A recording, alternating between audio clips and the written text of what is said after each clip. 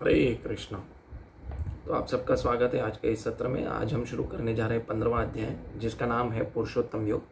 तो शुरू करने से पहले हम मंगलाचरण करेंगे।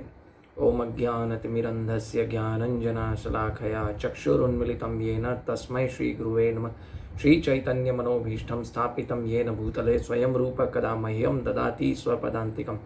वंदेहम श्रीगुरु श्रीयुतपदकमलं श्रीगुरून् वैष्णवांश्च श्रीरूपं साग्रजातं सगण रघुनाथान्वितां तं सजीवं साद्वैतं सावधूतं परिजनसहितं श्रीकृष्णचैतन्यदेवं श्रीराधाकृष्णपादां श्रीललिता विशाखान्वितांश्च। हे कृष्ण करुणा सिंधु दीनबंधु जगतपते गोपेश गोपिका कांता राधा कांता नमस्तुते।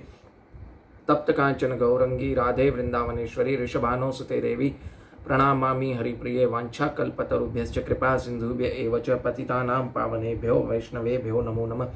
जय श्री कृष्ण चैतन्य प्रभु नित्यानंद श्री अद्वैत गदाधरा श्रीवासादि गौर भक्तवृंदा। हरे कृष्ण कृष्ण कृष्ण हरे हरे, हरे राम राम राम हरे हरे।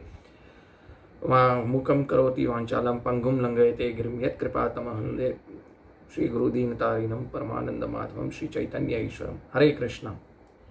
तो आप सबका स्वागत है आज के इस सत्र में। आज हम शुरू करने जा रहे हैं 15वां अध्याय, और 15वें अध्याय का नाम है पुरुषोत्तम योग।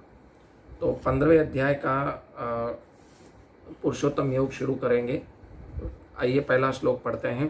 श्री भगवान उवाच ऊर्ध्वमूलम अधः शाखम अश्वत्थम प्राहुरव्ययम छन्दांसि यस्य प्राणानि यस्तं वेद स वेदवित्।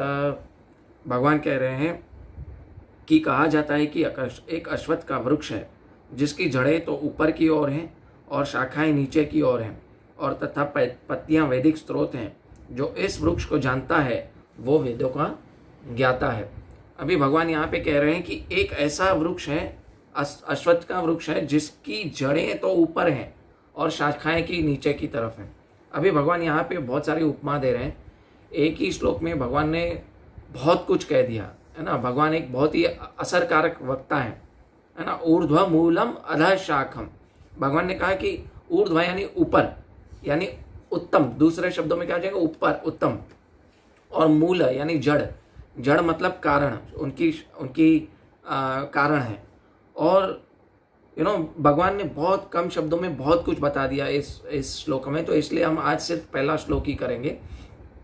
और बहुत भगवान ने अभी जैसे ये कहा ना कि जिसकी जड़ें ऊपर हैं और शाखाएं नीचे हैं, तो भगवान ने बहुत ही असरकारक बात कही है यहाँ पे। इसलिए भगवान को असरकारक वक्ता भी कह सकते हैं हम, क्योंकि हम जब भी कोई वस्तु स्टार्ट करते हैं ना, ऐसी वस्तु हमें स्टार्ट करते हैं, फिर उससे हमें क्या, लोगों के मन में क्वेश्चन आता है और इसके बारे में जानने का प्रयास करते हैं।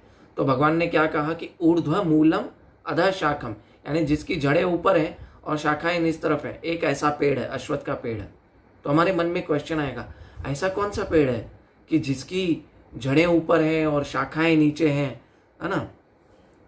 और उसके बारे में हम जानने का प्रयास करेंगे कि कैसा पेड़ है, जरा बताइए। तो भगवान बता रहे हैं कि ये ऐसा पेड़ है, अश्वत्थ का पेड़ है। और ऐसा पेड़ परछाई में ही मिलेगा, रियल में नहीं मिलेगा। ऐसा पेड़ परछाई में मिलेगा, और ऐसा पेड़ परछाई में मिलेगा तो उल्टा मिलेगा, और ऐसा पेड़ उल्टा मिलेगा तो कहाँ मिलेगा? वो उल्टा पेड़ वो पानी में मिलेगा, है ना। और कहीं नहीं, पानी की परछाई में मिलेगा।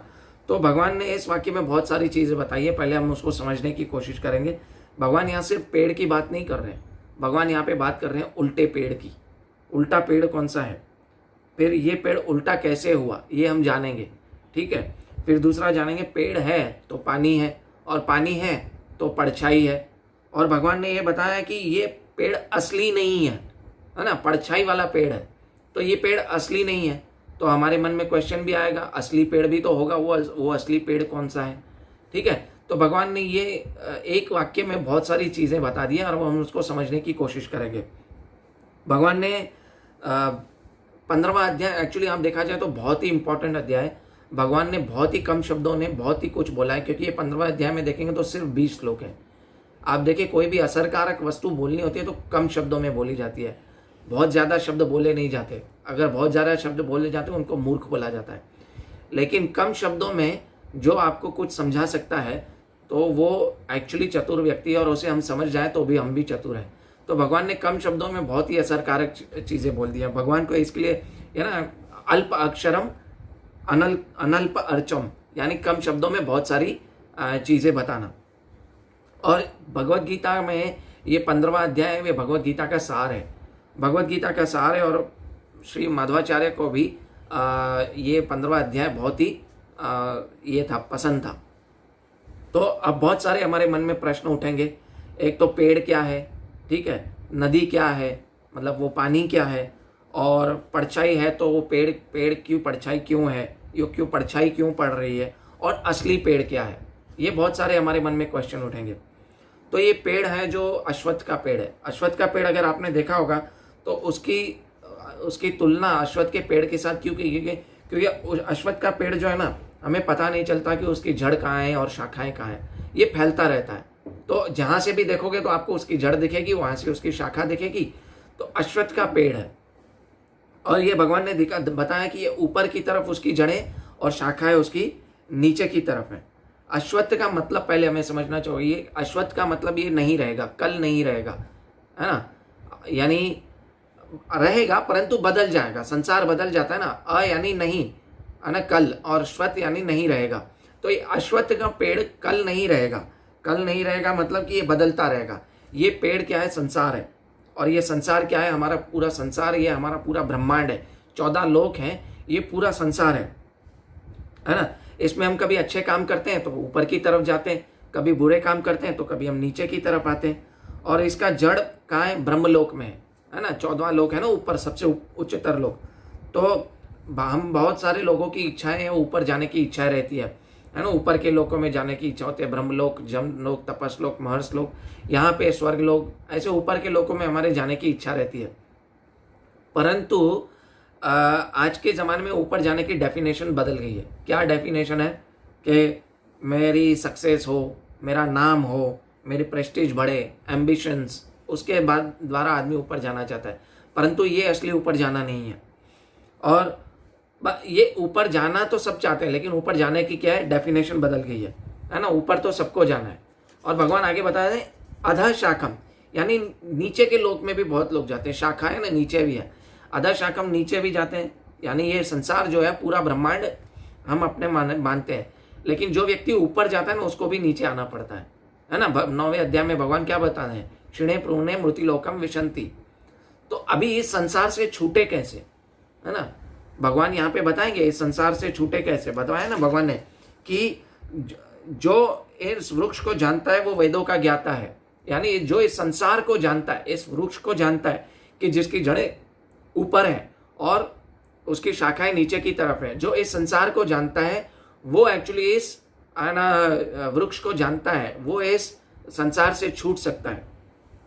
परंतु हम क्या करते हैं कि भगवान ने ये बनाया, जो जगत बनाया ना, हमारे लिए भोग के लिए नहीं बनाया, लेकिन हमने इस संसार को अपना मान लिया, अपना घर मान लिया है, और हम यहाँ पे भगवान के बिना भोग करने की इच्छा रख रहे हैं। तो इससे क्या होता है कि हमें हमारी इच्छाओं से ये संसार बना हुआ है, हमारी इच्छाएं, यानी ये वृक्ष बना हुआ है। वृक्ष क्या है, हमारी इच्छाएं, हमारी इच्छाओं से ये ब्रह्मांड में, हमारी इच्छाएं हर ब्रह्मांड में फैली हुई हैं। इसलिए हम कभी ऊपर जाते हैं, कभी नीचे जाते हैं, परंतु हमें सब कुछ नहीं मिलता। हमारी इच्छाएं तो बहुत कुछ है, लेकिन हमें सब कुछ मिलता नहीं है। नदी ये जो है हमारी इच्छाएं, और जिस इच्छाओं में ये पेड़ बना है, अभी हमारा संसार बना है, और नदी भी जैसे देखिए तो ऐसे बहता रहता है, संसार भी बहता रहता है, चलता रहता है, नदी भी चलती रहती है ना। तो हमारी इच्छाएं जो है वो अनंत काल से चलती आ रही हैं, बहुत बहुत कालों से चलती आ रही हैं, और हमारी इच्छाएं प्योरीफाई नहीं हो रही हैं, हमारी इच्छाएं बढ़ती जा रही हैं। तो हमारी इच्छाओं के लिए हम जो कर्म कर रहे हैं उसमें हम फंसते जा रहे हैं, और हमें पता नहीं है कि हम ऐसे संसार से कैसे बाहर निकलें। इस वृक्ष का जो मेन कारण है वो कृष्ण है, और इस वृक्ष के एक्चुअली 2 कारण है, एक आत्मा हम जीवात्मा, और दूसरे परमात्मा भगवान श्री कृष्ण, है ना।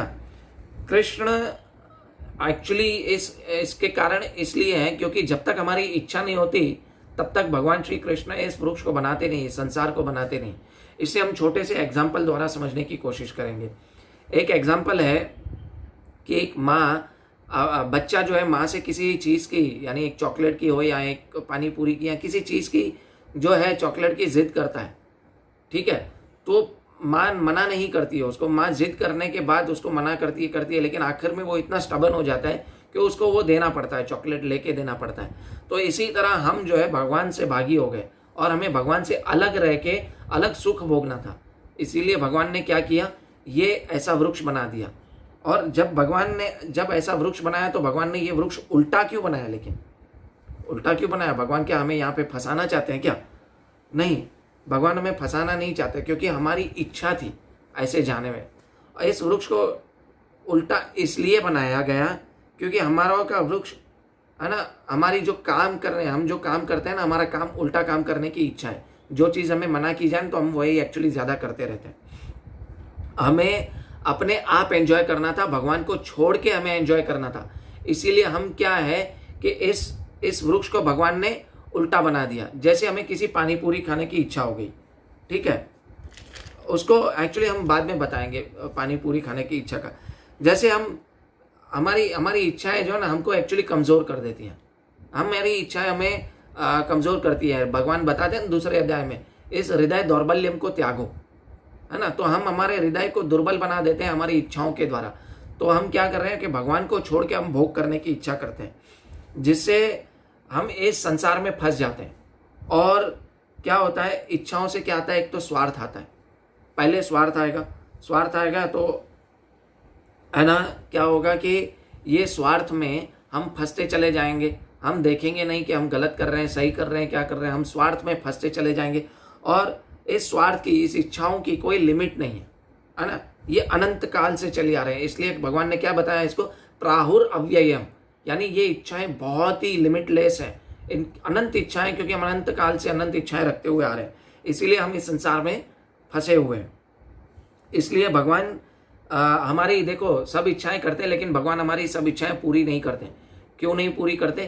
क्योंकि भगवान ने यहाँ पे एक पैरामीटर बताया है कि भगवान ने पैरामीटर कौन सा बताया कि हमारे कर्मों के हिसाब से हमको उसके फल मिलेंगे, है ना। तो एक हमारे कर्मों के हिसाब से हमारी इच्छाएं पूरी होंगी। अगर हमारी इच्छाएं है ना सब भगवान पूरी करने लगे ना, तो हम डीमंस बन जाएंगे। ऑलरेडी डीमंस हैं, लेकिन एक बड़े बड़े डीमंस बन जाएंगे, रावण और कंस की तरह, है ना। इस इच्छाओं का मूल कारण क्या है? हम कृष्ण को छोड़ के हैं, हम खुद कृष्ण बनना चाहते हैं, है ना। हम इच्छाओं को छोड़ के, हम कृष्ण को छोड़ के खुद कृष्ण बनना चाहते हैं। जैसे रावण था, देखिए रावण बहुत ही शक्तिशाली था, बहुत ही इच्छाएं थी उसके अंदर, और डीमन बन गया। एंड ऑफ द डे वो राक्षस बन गया। और राक्षस बना तो क्या हुआ, उसने भगवान को छोड़ के क्या किया, सीता माँ का हरण कर लिया। आखिर में उसका अंत क्या हुआ आप सबको पता है। तो जब रावण खुद राम को छोड़ के खुद राम बनना चाह और सीता का हरण करना चाह, इसी तरह हम क्या कर रहे हैं कि इस संसार को भोगने की कोशिश कर रहे हैं, और इस संसार में हम फंसते चले जा रहे हैं और हम असुर बनते जा रहे हैं। दूसरा इच्छाओं से आता है आसक्ति। जब तक स्वार्थ और आसक्ति रहेगी ना, तो इस वृक्ष की जड़ें हमें जकड़ लेंगी इस संसार में, और क्या होगा कि हम इससे बाहर नहीं निकल पाएंगे।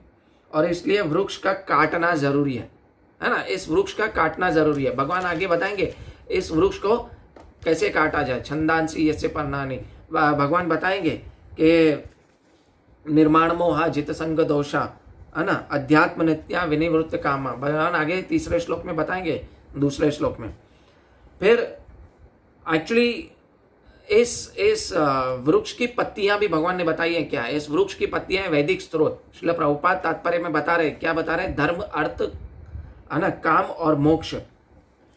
तो हमें हमारी कभी इच्छाएं अच्छी होती हैं, अच्छा बनाना चाहते हैं, तो हम धर्म की तरफ जाते हैं। लेकिन जब हम धर्म की तरफ जाते हैं तो बहुत लोग भगवान हमको बोलते हैं क्या रखा है इसमें, आप धर्म में चले गए हो। और अच्छा बनना चाहते हैं तो अच्छे इंसान की कोई वैल्यू नहीं होती। तो हम क्या करते हैं बाद में कि हम धीरे धीरे अर्थ, यानी है ना, पैसे कमाना चाहते हैं। जब हम पैसे कमाना चाहते हैं तो इस संसार को क्या, भोग की इच्छा जाएगी, है ना, काम वासना आएगी। जब बहुत पैसा आता है, अमीर लोग देखें जिनके पास बहुत सारा पैसा है, वो क्या कर रहे हैं, इस संसार को भोगने की इच्छा करते हैं। काम वासनाएं आती हैं, और काम वासनाओं में आदमी धीरे धीरे धीरे उन काम वासनाओं को पूरे करने में आगे चल के पागल हो जाता है। वो पागलपन की सिचुएशन में आ जाता है, और बाद में क्या होता है, उसको मोक्ष की इच्छा हो जाती है, परंतु उसे मोक्ष मिलता नहीं है। क्यों नहीं मिलता है? क्योंकि वो सबसे छुटकारा पाना चाहता है, लेकिन वो इसमें सब में फंस चुका है ऑलरेडी। और इस सब में जब वो फंस जाता है तो क्या करता है कि वो है ना इसको क्या है, जन्म मृत्यु के चक्कर में वो फंस जाता है, तो उस वृक्ष को काट नहीं पाता। तो भगवान क्या बता रहे हैं यहाँ पे, यस्तम वेद से वेदवित, यानी ऐसे वृक्ष को काट कौन सकता है ना। पहले हम श्रील प्रभुपाद का तात्पर्य पढ़ेंगे, बाद में हम देखेंगे इस वृक्ष को काट कौन सकता है। ठीक है, श्रील प्रभुपाद द्वारा तात्पर्य, भक्ति योग की महत्ता की विवेचना के बाद यह पूछा जा सकता है कि वेदों का प्रयोजन क्या है। इस अध्याय में एक्चुअली वेदों का प्रयोजन बताया गया है, और वैदिक अध्ययन का प्रयोजन कृष्ण को समझना है। भगवान ने 15वें अध्याय के 15वें श्लोक में बताते हैं कि 15वें श्लोक में बताते हैं कि सर्वस्य चाहम हृदय सन्निविष्टो मत स्मृति ज्ञानम अपोहनम च वेदेश्च सर्वेर अहम वेद वेदो वेदांत कृत वेदवित च अहम, यानी वेदों का संकलन करता भी मैं हूं और वेदों के जानने योग्य भी मैं हूं। भगवान बता रहे हैं कि वेदों के अगर जानने का है, वेदों का कारण जानने का कारण भगवान कृष्ण खुद है, हम इधर उधर भागते हैं। फिर भगवान क्या श्रील प्रभुपाद बताते हैं कि इस भौतिक जगत के बंधन की तुलना अश्वत्थ के वृक्ष के की गई है ना। हम फंसे हुए हैं, जैसे मैंने आपको बताया। जो व्यक्ति सकाम कर्मों में लगा है ना, अपने कार्यों में पूर्ता करता है, अपने कार्यों के लिए ही जीता है, भोग के लिए लगा है, उसके लिए इस वृक्ष का कोई अंत नहीं है ना। ऐसे व्यक्ति के लिए कोई अंत नहीं है इस वृक्ष का, क्योंकि उसकी इच्छाएं बढ़ती रहती है। आप अश्वत्थ का वृक्ष देखें, क्या है, उसकी इच्छाएं, उसकी शाखाएं फैली हुई है हर जगह, उसका कोई अंत नहीं है। वह एक शाखा से दूसरी शाखा और दूसरी शाखा से तीसरी शाखा में घूमता रहता है। हमारी इच्छाएं बढ़ती रहती है ताकि हम जन्म मृत्यु के चक्कर में फंसते जाते हैं। क्या कभी ऊपर के लोक में जाते हैं, कभी नीचे के लोक में जाते हैं, कभी ऊपर के लोक में जाते हैं, कभी नीचे के लोक में जाते हैं, कभी पृथ्वी लोक में आते हैं। हम इस जन्म मृत्यु के चक्कर में फंसे रहते हैं। लेकिन भगवान क्या बोलते हैं, इस जगत रूपी वृक्ष का कोई अंत नहीं, और वृक्ष का आसक्त है उसके मुक्ति की कोई संभावना नहीं। जो अपनी इच्छाओं से आसक्त है, उनको पूरी करने में आसक्त रहता है, उसका कोई भी अंत नहीं है। तो इस वृक्ष से निकला कैसे जाए। वैदिक स्रोत जो उन्नति के लिए हैं, वे वैदिक वृक्ष के पत्ते हैं। क्या है वैदिक वृक्ष के पत्ते बने बताए, धर्म अर्थ काम मोक्ष। इस वृक्ष की जड़ें ऊपर की ओर बढ़ती है और ब्रह्मांड के सर्वोच्च लोक से प्रारंभ होती है। ब्रह्मांड का सर्वोच्च लोक कौन सा है, ब्रह्मलोक, जिसे सतलोक भी बोलते हैं। ठीक है, जहां पर ब्रह्मा स्थित है, जहां ब्रह्मा स्थित है। यदि कोई इस मोह रूपी अविनाशी वृक्ष को समझ लेता है तो उससे बाहर निकल जाता है। अभी इस मोह रूपी वृक्ष को समझे कैसे, भगवान ने बताया ना कि इच्छाएं, वृक्ष ऐसा है, ये है, तो इसको समझा कैसे जाए, है ना। इस बंधन को काटा नहीं जा सकता है, काटा जा सकता है, इसको काटना बहुत ही मुश्किल है। तो इस बंधन को काटे कैसे, पहले हम एक और पैराग्राफ पढ़ लेंगे, उसको हम फिर समझने की कोशिश करेंगे कि इस बंधन को काटा कैसे जाए, कि बाहर निकलने की इस विधि को जानना आवश्यक है। पिछले अध्याय में बताया जा चुका है कि बंधन से निकलने की कई विधियां हैं। हम 13वें अध्याय तक ये देख चुके हैं कि भगवत भक्ति सर्वोत्कृष्ट विधि है ना। भगवत भक्ति सर्व उत्तम विधि है इस भव बंधन से निकलने की।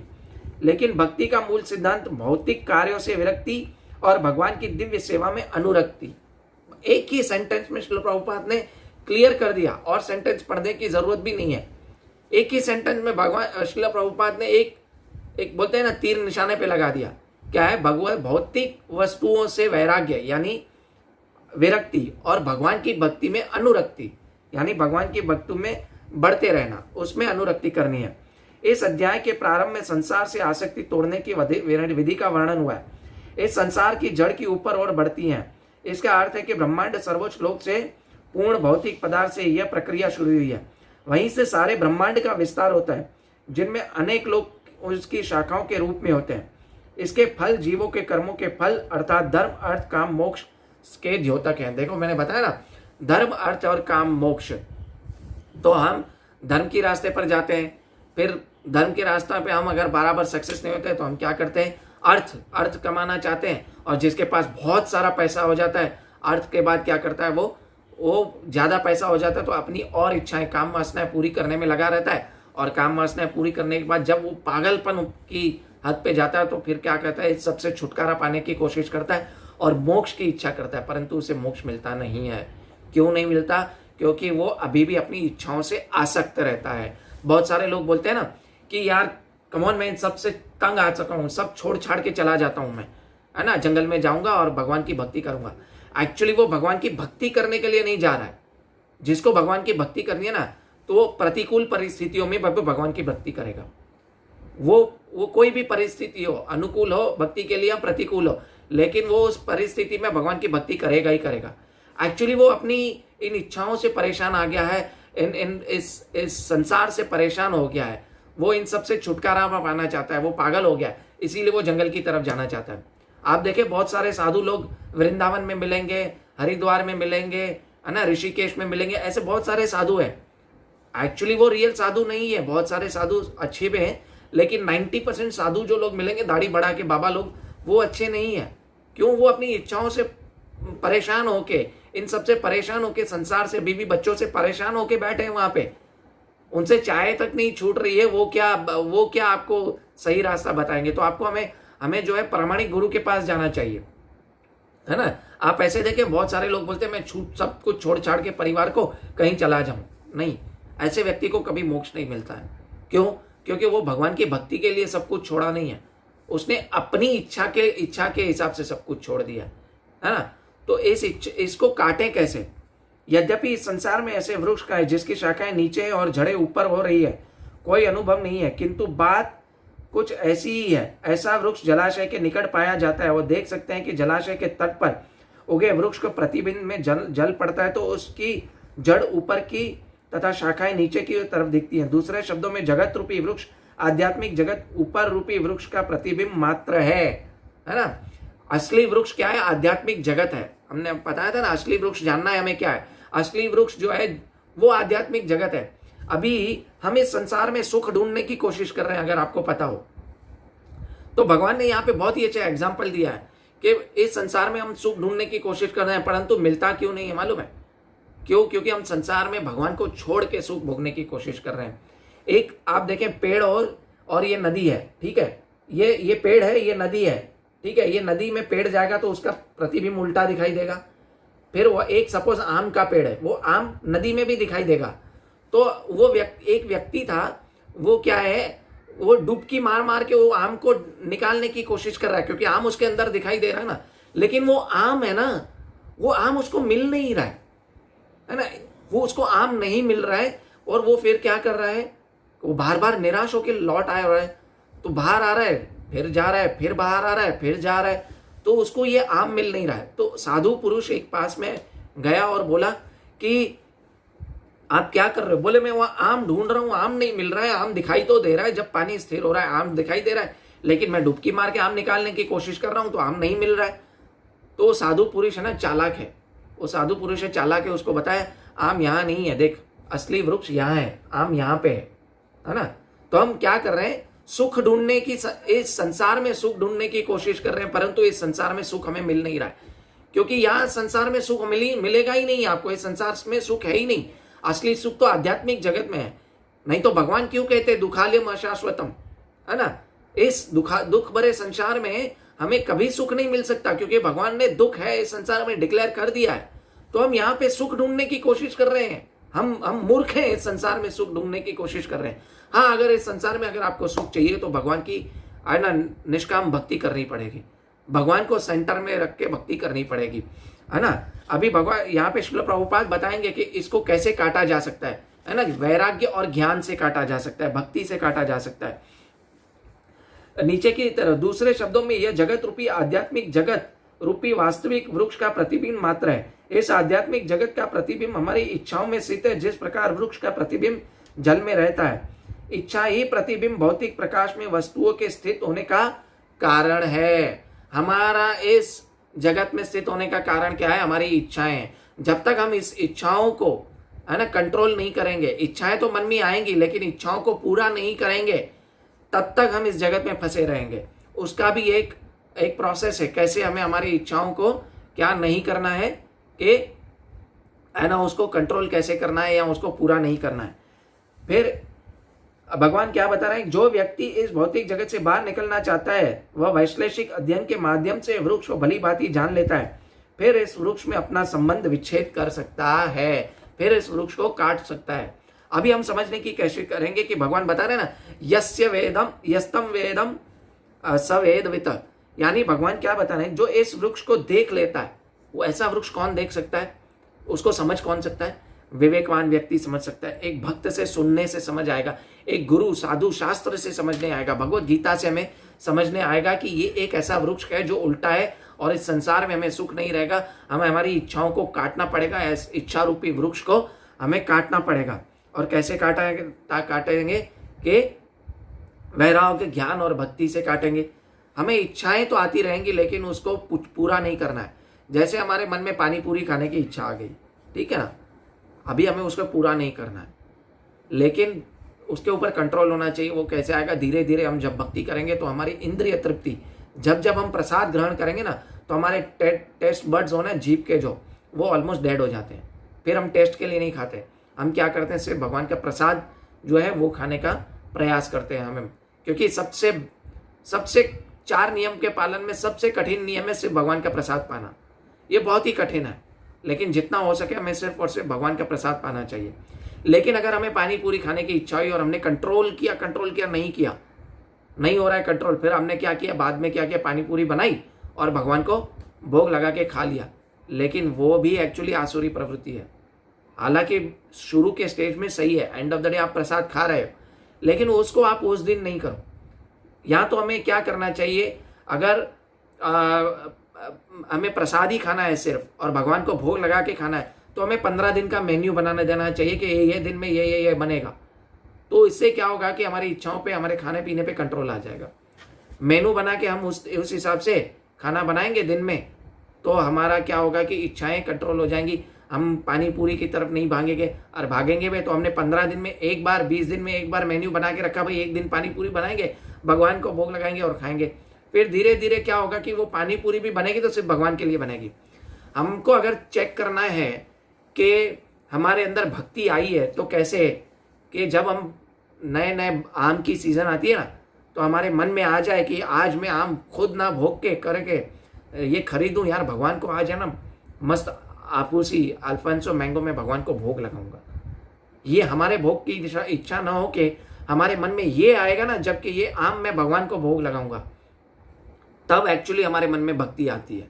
इस तक पहुंचना बहुत ही मुश्किल है, लेकिन ये प्रैक्टिस द्वारा पहुंचा जा सकता है, ये गुरु साधु शास्त्र के संग द्वारा पहुंचा जा सकता है ना। जब तक भक्ति नहीं है तब तक क्या होगा, हमारे मन में ये भोग की इच्छा रहती रहेगी। तो शुरू में हमको कुछ भी खाने की इच्छा हो, भगवान को भोग लगा के खा सकते हैं, इट्स गुड। बट धीरे धीरे प्रसाद खाएंगे तो हम क्या होगा कि हमारे टेस्ट बड्स डेड हो जाएंगे। क्योंकि जीवा से सिर्फ 2 काम कर सकते हैं कि भगवान का नाम ले सकते हैं, भगवान का कीर्तन कर सकते हैं, भगवान के बारे में प्रचार कर सकते हैं, और दूसरा है प्रसाद पा सकते हैं ना। तो मेरे को एक नेक्टर ऑफ इंस्ट्रक्शन डिवोशन का एक श्लोका याद नहीं आ रहा है, जिसमें ये बता रहा है कि जीवा से ये 2 काम किए जा सकते हैं, ठीक है। तो हमारे अंदर एक क्षण में इच्छा आती है, लेकिन उन इच्छाओं को हमें पूरा नहीं करना चाहिए।